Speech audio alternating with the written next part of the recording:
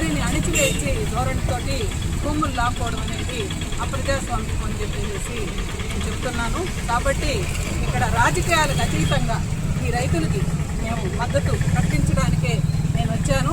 ఎందుకనంటే ఒక 3 పచ్చని పంటలు పండేటువంటి పొలాలని తీసుకోవడం వల్ల వాతావరణ కాలుష్యమే కాకుండా రైతుల యొక్క జీవనోపాధి కూడా దెబ్బతింటుంది. ఈ విషయం మనకి ఆల్రెడీ ఇంతకుముందు అమరావతిలో 33,000 ఎకరాలు సేకరణ ఇచ్చినప్పుడు రైతులు స్వచ్ఛందంగా ఇచ్చారు కాబట్టి దాని గురించి ఎవరికి ఎటువంటి ఆందోళన లేదు. ఇప్పుడు 33,000 ఎకరాలని ఇంకా డెవలప్ చేయకముందే మరో 40,000 ఎకరాలని సేకరణ చేయాలని రాష్ట్ర అభివృద్ధి అంతా పొలాలని రైతుల యొక్క ఆస్తులను తీసుకోవడంలోనే ఒక అభివృద్ధి ఉంటుందనేటువంటి ఒక కొత్త మోడల్ని ఈ ప్రభుత్వం చెప్పడం అనేది నిజంగా శోచనీయం. ప్రభుత్వం ఒక్కసారి తిరిగి పునరాలోచించాలి. ఎందుకనంటే అమరావతిని అభివృద్ధి చేసి చూపించాలి. అదే